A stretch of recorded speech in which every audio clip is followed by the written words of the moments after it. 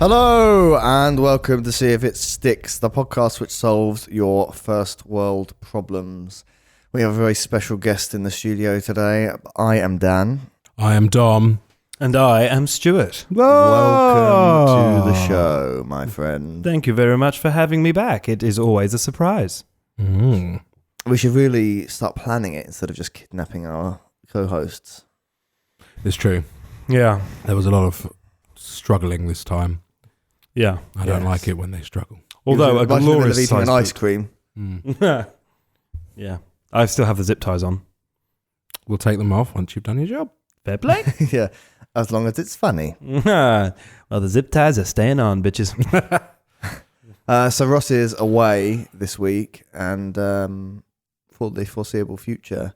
Yes, we're coming up to a point where things are going to get not patchy, because we'll try and get an episode out every week, but people might not be here, etc. Yes, it's time for holidays, isn't it? Yes, Dan's taking his annual pilgrimage to Mecca.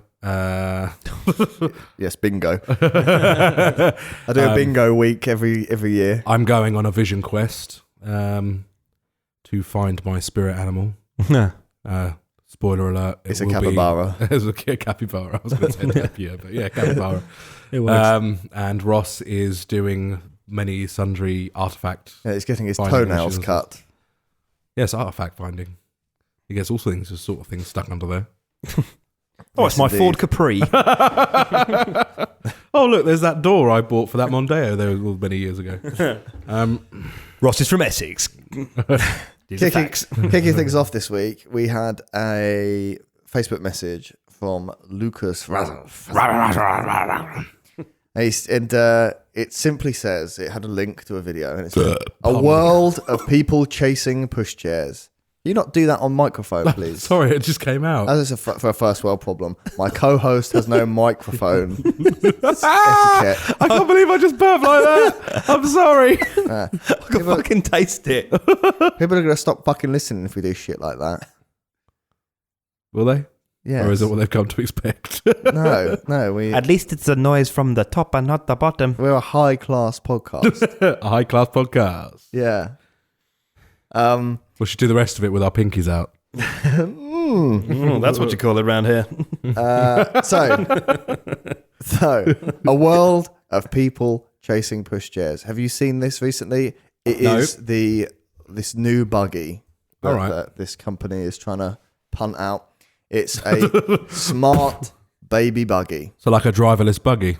Yes. So the idea being, you put your child in it, you pair it to your phone, and then it sort of moves as you walk. This sounds dangerous as shit. So the video sort of contains, a very fit, in shape mother clearly running down the road, doing her morning jog with the buggy just 2 paces in front of her, speeding down the road with her. What if it hits a bump? So this is for people that don't want to give up things for their children. Or people who want to recreate that scene out of Ghostbusters 2. Yeah. Or people who just can't physically stand to run while holding a buggy. Because I think that is actually a thing, isn't it? You can get buggies that you can run with. I think that's kind of dangerous though, because what if it hits like a bump in the pavement? Well, you would have And the you're going control at over it speed. if you had But like hands on it. even then, like it's going to buck a bit, and baby's going to go, whoa, meh. I'm going at fucking 20 miles an hour, motherfucker. I can imagine that if you are, if you're running Literally. at like a decent speed, you wouldn't want that on the pavement anyway, would you? You'd have to run with it on the road. Yeah. Because that would be dangerous. Because unless you're talking like driverless buggies, that is the Smart buggies. next stage of Smart development. buggies. It iBuggies. and then we have that question which we always come up with, does it kill the dog or does it kill the old man? Or does it kill the baby in the buggy? Yeah, so it addresses all of the problems. It has got a alarm on it so that if someone tries to steal your buggy, it will sound. It has got the baby can be taken, but the buggy is safe. you can set it up so it plays a song to lull your baby to sleep. Oh, right, cool. Do they do big versions of this? It's got a bottle warmer on it, so you can press your go on your smartphone and begin warming your baby's bottle. Not that you'd probably be bothered about that if you can't be asked to push the pushchair around. Yeah.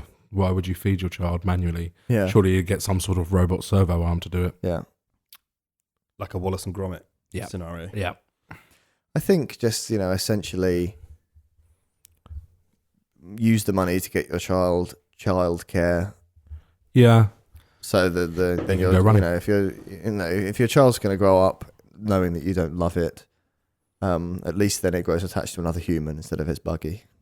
That's true. See, in the future, I can see like these sort of robots, like childcare robots, that are like sort of cylindrical with little heads, a bit like Eva from WALL-E, and then they like transform into a buggy, a bit like a transformer. And like a sat nav, you can choose which sound it makes when it transforms, and it would do the from the classic 80s cartoon Transformers. The child, it's sort of just a bit human, like devoid of humanity. It's sort of like a slippery slope to like complete automation of child rearing, isn't it? And then we'll be in the Matrix. Children just created by the machines to power themselves. To make themselves useful. Yes.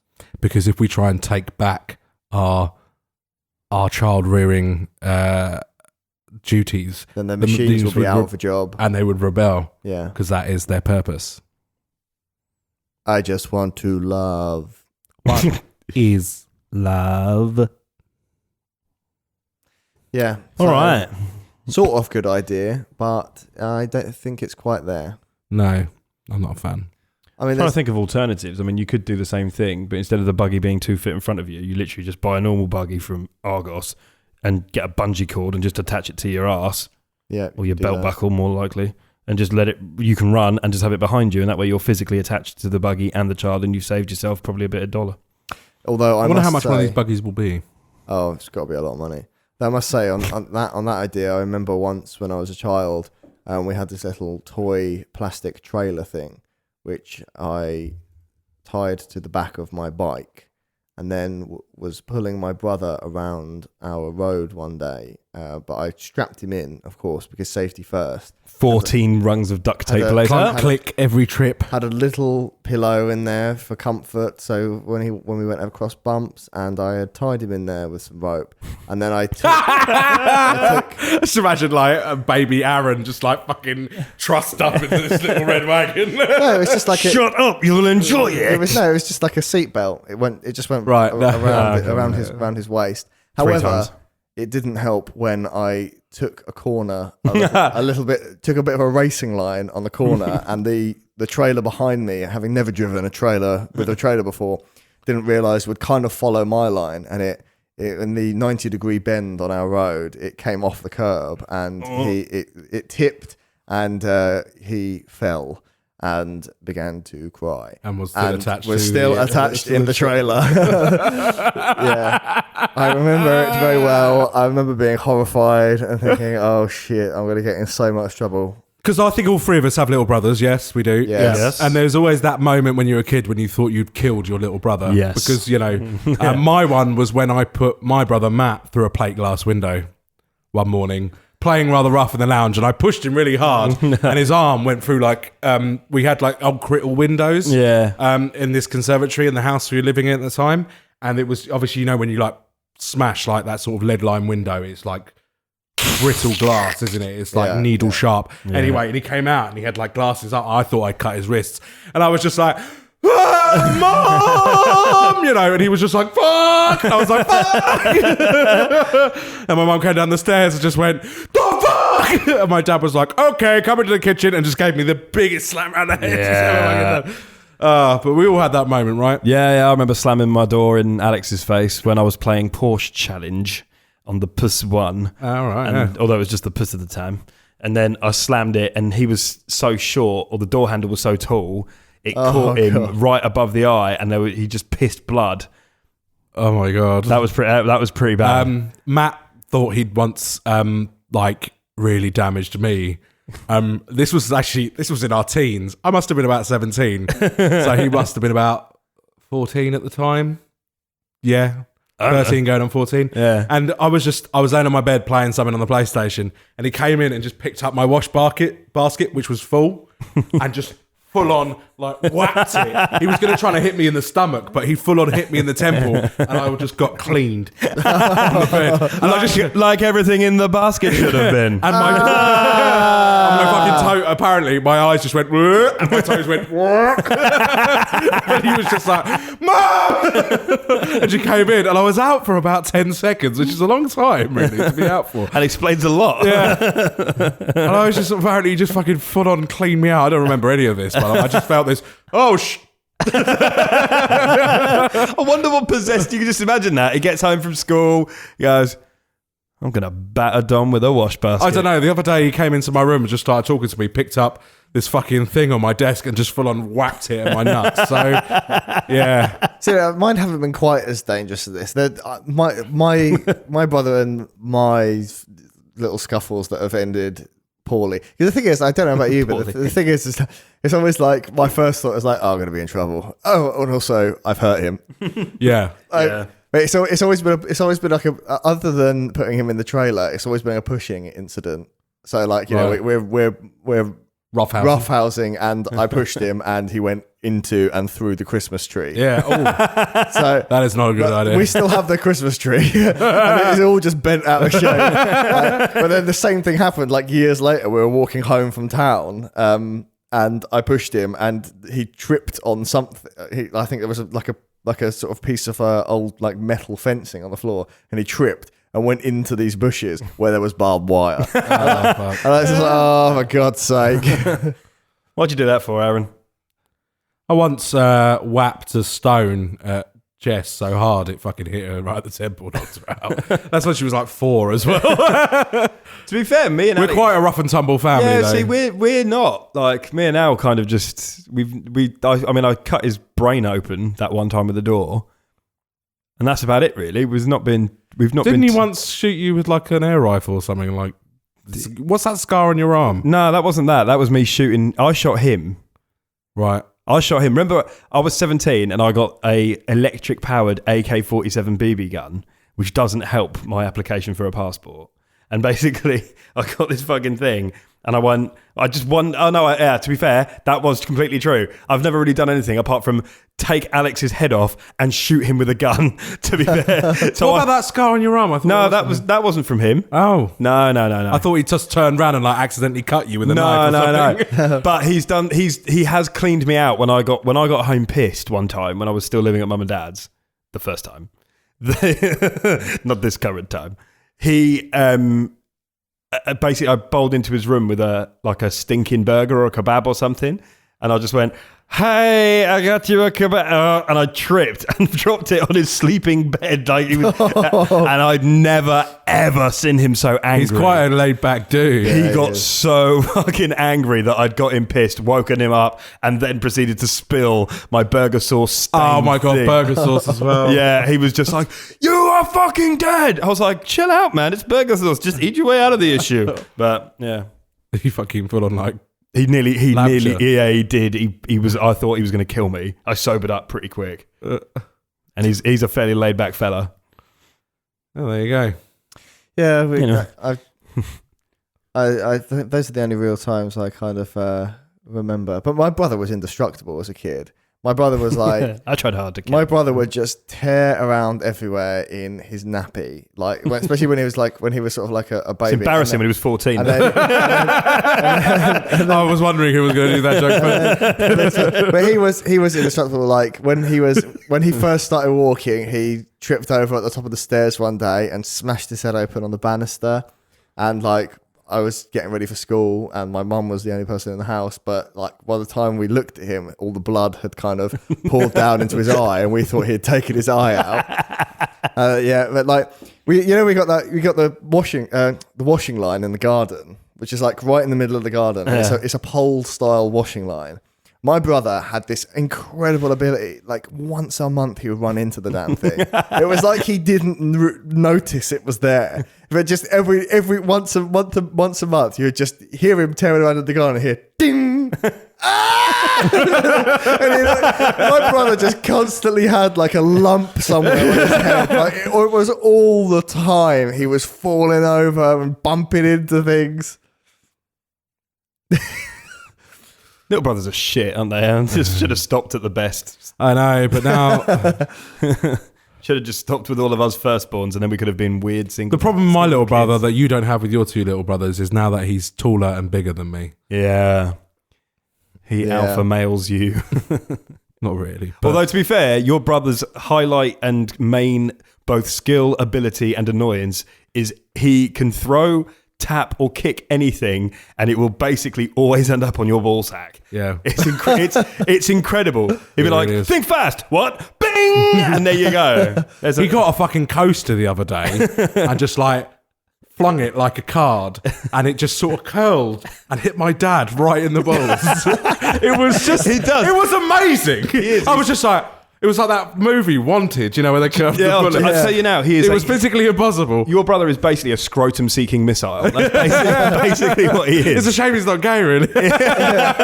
It's No challenge there for him. I'm thinking that like it must have been sort of those years when he was just finishing up school and didn't have a job.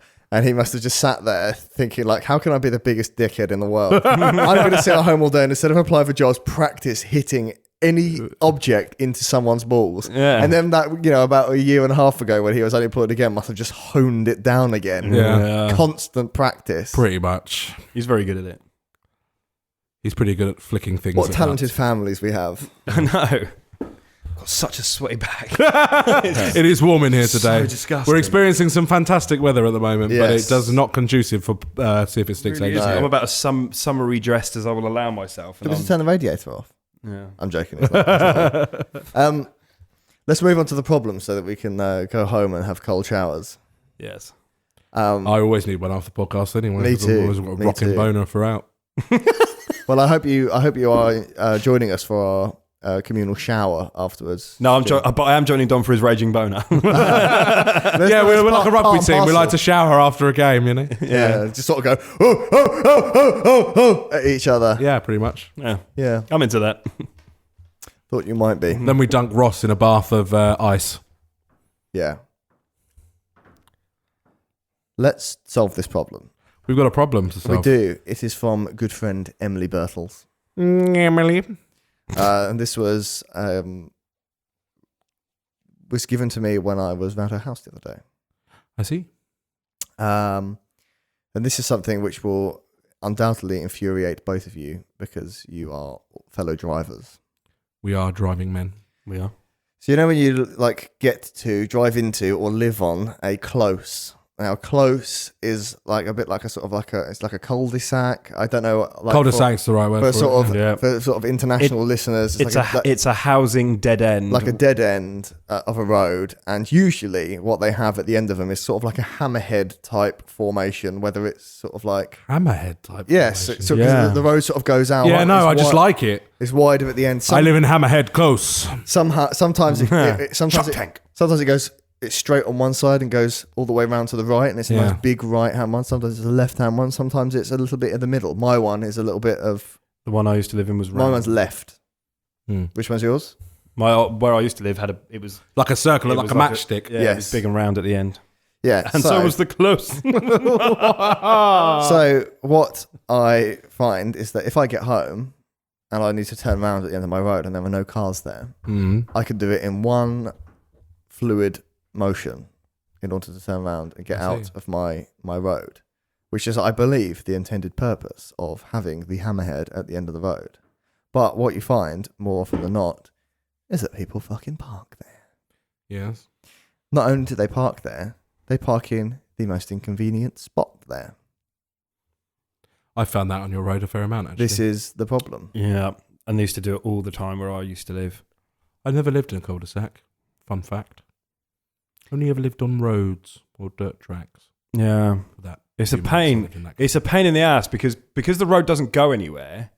People are like, well, I'm not blocking anything because there's nowhere to go. And I am technically outside my house or whatever. But what they don't realise is, especially if you live like where my old house was, I suppose if you were to describe my cul-de-sac as long, and then the kind of bulbous bit at the end, which was round. Bulbous, I like that word. I suppose I lived on the shaft element of the cul-de-sac, which was the straight bit. Yeah, not the bell end. Not the bell end bit of the cul-de-sac, which ironically, or quite fittingly, is where all the fucking bell ends lived at the end in the bell end shape. Yours was fairly straight and long. Yeah, but it was quite quite narrow though. Mine is quite wide, but it's got a curve. It's got a curve. Yeah. And you've just never been to a cul-de-sac or lived never. Yeah. But we used to find that people used to park at the end. So I used to go along and I used to have to do like a 9-point turn to turn around and then park my car forward on my driveway or backwards, whatever the fuck I was doing. And but I was terribly British about it. Oh, do you want me to move it? No. Keep parking there on what is technically double yellow lines, you prick. But don't worry about. I'll just keep turning my fucking giant car around, you dick. But yeah, it's not really a solution. But not bitter at all. Well, I don't live there anymore, do I? What is the solution to this miasmic issue? I would like this to be sorted out, because the problem which actually sort of comes from that is that I find that what really annoys me is when I see people turning around up my road, not in the Hammerhead section. Like there's lots of pizza deliveries. On the shaft? Causing a blockage. Yeah, there's lots of pizza deliveries, and they're often at night. But I see them, mounting people's drives in order to turn around, and I think I'm that guy. I think why wouldn't you just go like 20 feet further up the road where you can turn around a little bit easier without having to go up someone's drive? It's true. I have a solution. Okay. From the House of Wile E. Coyote. Go on. So on the bits at the end. Acme cul-de-sac. Yes, Acme cul-de-sac solutions. Each like sort of car length space is like a plate, and if a car is on it, giant catapult. If the car's parked there for more than like 10 minutes, it gets catapulted. Okay. And a conveniently placed car pile, that's where it'll be catapulted into. Right. How far away is the car pile? Doing some calculations. Each average car weight 1 ton. Carry the 200 feet away. Right, okay. Right. So in the corner bit. So how as a cul-de-sac, you've got one house there, and then you've got the house on the other road, and it sort of creates like a triangle between them. Yeah. In that triangle. Right. And it's cleared away regularly. By? The Acme car refuse. Oh, company. so it's like a service plan. Yeah, it's a service plan you can buy for your cul-de-sac. Right. Oh, right. So we all have to chip in for this. You chip in for it, but I think everyone would be happy with that, except for the bell ends on the bell end. Yeah. But after a while, that would just get people that are visiting, wouldn't it? Well, then... I'm cool with that. Don't live in a cul-de-sac. I'm cool with that. Yeah, I'm just saying it's... That's mine for the moment. Okay. Yeah? Any ideas, Stu? You go for a crusher along a similar vein. Well, it opens up beneath it and draws it in. Yeah, yeah. But then then the solution does exist already in a way. What? Well, just tell people don't be a prick. You could actually go back to the old days where you talk to each other as neighbours. And just hope to... Surely not. Just hope they're not a serial killer. I would text this podcast every week if I could. That's a fair point. Instead of having to interact with we should just do a whole humans. episode of our sending tweet. texts into the Mac, just sitting here, and all the Hey Siri talk is the speech the text. Oh fucking hell! Fucking hell! Text to speech converter, and it's just the entire podcast is Dan.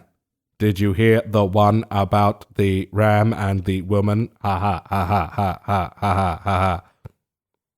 Heidi monkey emoji. I want to hear the punchline now. I just pulled that out of my head. I've got to create a joke about a ram and a woman now. It's going to be sexual.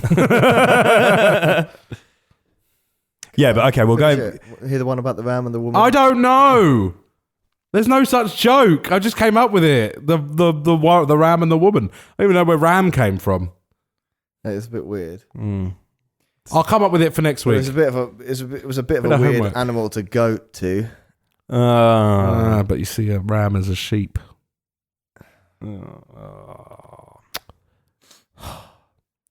You are a fool. Oh, bugger off. My thinking's a bit woolly on this one. Oh. I'm not even going to... Don't get your hooves in a twist, Stu.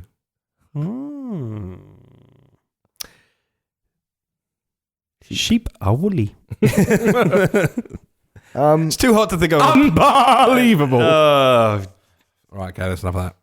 What about if at the end of the road there's like a strip, sort of the end part, which is the most inconvenient part that which people park on, and it's a little bit like, you know, when you get the stingers that. I thought you were going a different direction with this. What were you gonna? Well, you know when you go to Tesco and you want to just plonk your ass outside by the window and they've put spikes on it so you can't sit there. We'll do that with a cul-de-sac. No, because you need room to turn around. You can't. Yeah, you That's know, a shit but you power. know when they put the stingers out to try and stop a car, Yes. and it's like a hook, isn't it? Yes. So it only, or like some car parks have a similar thing. Oh yeah. Oh, So you yeah, can only yeah, go out yeah. one So way. you can only yeah. go out one way, right? So I'm thinking that you have that, but like a sort of a smaller version of it. So it's almost like somewhere in between the hooks that when you go into a car park, which are very large. But basically what you want to do is encourage people to only be able to turn around there and also only go in one direction. If that kind of makes sense. You know, so you'd have like a little sign as you approach the end of the cul-de-sac, which tells you which direction the hooks are going. Clockwise. So that you can go onto it. And they've got a little bit of give. So if you don't hit him dead on, it's okay. But so you can go around, you can turn around, but if you try and pull onto it straight or go around the other direction, it will essentially puncture your tires. Ooh. But So that you doesn't. But that if you still, let's say you go clockwise. If you go clockwise and then just stop, get out, and then go back in once you're done doing your bit, and then drive. No, again. but if you're on them for long enough, they'll puncture your tyres anyway. Oh, do they? I'm just thinking you just put a load of fucking landmines down that are engineered so that they don't go off if it's just your car. But the minute you step out of your car, it goes off. I'm thinking of a less destructive method. Okay. So people who Than have catapulting the car. who have houses at the end of the cul-de-sac, as you approach it, and you are a registered parker for that end of that cul-de-sac, which you would have to pay more money for. Okay. A little ramp opens, and you've got a little space underneath the ground, leaving it free. Well, this is an expensive solution, because then what I would do if I was on that house, I would just park on the shaft. Yep. Or when you buy a house in the cul-de-sac, you also get a complimentary scoop, and you stick it to the front of your car. So basically, you know, like a snow plow. So you go round. That name again. You go. No. Is Mr. Plow.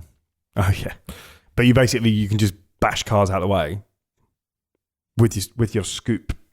Right. I see. So a bit like in the Fast and Furious 7 or whatever it was. I've no idea. With those like Fast and Formula Furious 1, 900. they were like Formula 1 looking cars that the evil guy drove under other cars, and they were arranged as such that cars would just fly off the top of them. Right. Right. Yeah. What about if you're talking about sort of putting some sort of system in the road for Underground parking. underground parking? Why don't you, instead of having to excavate underground, like for lots of parking spaces, have a Batcave style turntable at the end to turn around? Dun, dun. Some people have that in their houses, you know. I know, it's sick, innit? It's just Dun, dun, dun. And it makes that noise. Yeah. Turn around on it. That's a good idea. even if it's 3 a.m. It'll play even louder then. Yeah. Yeah. I like that one. I like that one actually. Because then the thing is, if someone parks on it and then you go up, God damn because you know when you park in the road, if you got a house on the road, you get a little clicker for it. Oh, mind you, because if people get lost on the road, they're going to want to turn around as well, aren't they? Well, do you know what? And also, the but you know what? arsehole kids on the road could get hold of their mum's clicker and just be like, Yeah, well, But people always use a cul-de-sac to turn around just because. Like, people used to fly up my cul-de-sac just to use it to turn around. Well, Yeah. what I'm actually thinking is that the road could still be big enough to turn around in it, but you've got the Batman style turntable for your car, which residents get, and you can put it in your car. So then if you turn up there and some bellend has parked on the bell end, what you would do is you would just stop, 10 feet before the turntable, push it on, and then it's just essentially just going to move the car awkwardly around. Well, it would be an offence to park on the turntable, wouldn't possibly crush it. I can imagine that, Or you just make the middle bit turny. So basically you just drive into the middle bit and it just turns you. Regardless of whoever's parked there. Whereas everybody else around on the outside of it doesn't get affected. It doesn't teach anybody a lesson, but it does fix the problem. So you could still drive around. What about if the turntable in the middle had... Yeah, so you could still drive around the turntable bit. Yeah. So if you're just going to turn around the road and you're not a resident using the turntable, but then if someone parked on that bit going around, you'd want some way to. I'm thinking that maybe again, you have some sort of device that you can drive around, and it's pushes the spikes in. But then if the turntable starts turning and there's any cars parked there, it's pretty much going to total your car, and it sort of drags the car off of the bell end area, the hammerhead. And a giant wall comes up, crash test dummy style, and it goes... Yeah, like Robot Wars. It drags it down into man. And then they see flames. Or like the pit of spikes or something. That's the solution. Oh my God, that's the solution. Just a giant, Sir Kill-a-Lot style robot just comes out. If you park at the end of the road, you're in the area. And you're there for more than 10 minutes, it goes... Activate, and he comes out of the fucking shaft. And the residents get to control it. Whoever notices the car there, they get a month each to control it, to be on duty. Yeah.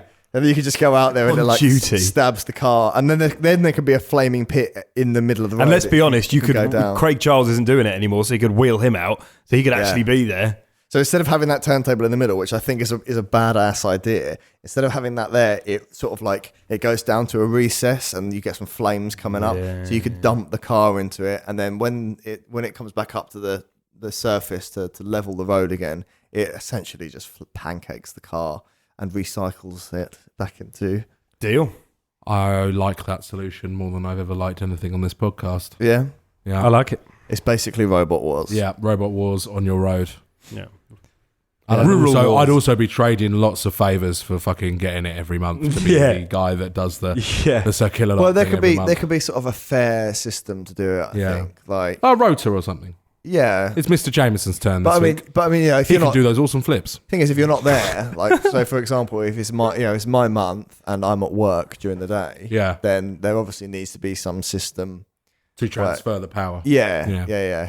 Maybe an app on your phone, and it's just like you get to pick who you want. You can sort of maybe like a roulette. Maybe my lights at home come on when I come home. Maybe it sort of checks you in so that you're on the system. Yeah, and you have an understudy when you're not there. And then it just goes to whoever's at home. Yeah, it monitors who's at home on the road during the day, and if everyone apart from one person is out, then they will have control of it. Otherwise, it goes to sort of the next person. That's awesome. Actually, do you know what that's like? I don't know if either of you ever read the book Snow Crash. No. It's a good piece of sci-fi.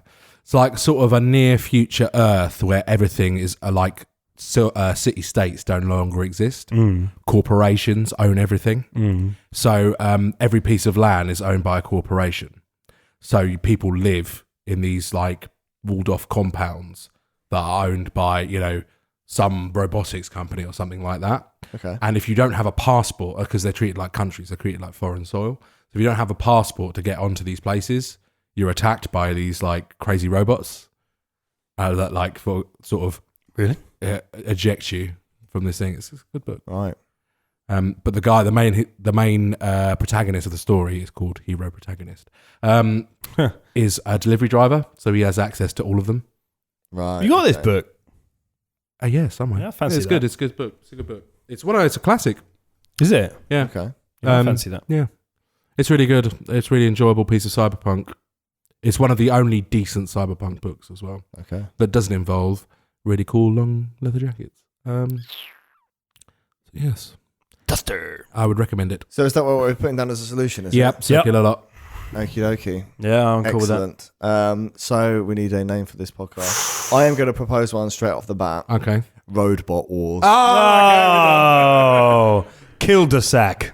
Oh. In honor of both the cul-de-sac and your brother's ability of hitting scrotums from 10 yards. Oh, that is good.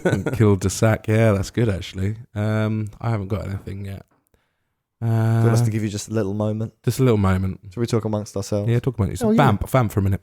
Well, I'll give all the spiel then while you're doing this. No, I haven't got anything. Just keep on going. Which one are we going to choose, though? Kill-de-sac or Roadbot Wars? I actually think that Kill-de-sac is just slightly better than Roadbot. Yes, because it also covers the whole podcast as well. Yeah, it does. Kill-de-sac it is. Yes! That's my first one! Hey! Wait.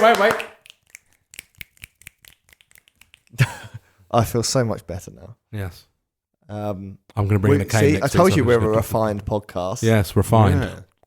Yeah. So this is quite a short episode this week, but I don't mind. I think I've said everything I need to say. Same here. Yes, can you please remove the goddamn zip ties? Yes, for naming the podcast, you are free to walk amongst the world of the living again. All right. That was We dark. will be back on Monday with some news. Yes. And back on Thursday again with a main episode with another guest, I believe. We're not sure who that's going to be yet. But we don't know. in be? the meantime, please go to stickitpod.com where you can find all of the links to our social media channels and you can send us your first world problems. Be like Emily and send in your first world problems. Any little niggling gripe that you have, we want to hear and we will solve the damn thing live on air with robots and fire. And possibly... I haven't done a laser-based solution for a while. No, and bellends and shafts and hammerheads. And I'll burp occasionally. He won't. He will be punished after this podcast. Punished. Right then. For this week, I have been Dan. I've been Dom. And I've been Stu. Right, get in the windowless van, you.